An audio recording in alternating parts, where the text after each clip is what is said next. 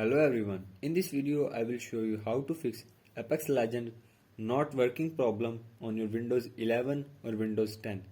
So to fix this issue, follow every step as I am showing in this video, and do not forget to subscribe this channel and also press the bell icon for the latest upcoming videos. Hope so this will fix your problem and help you a lot.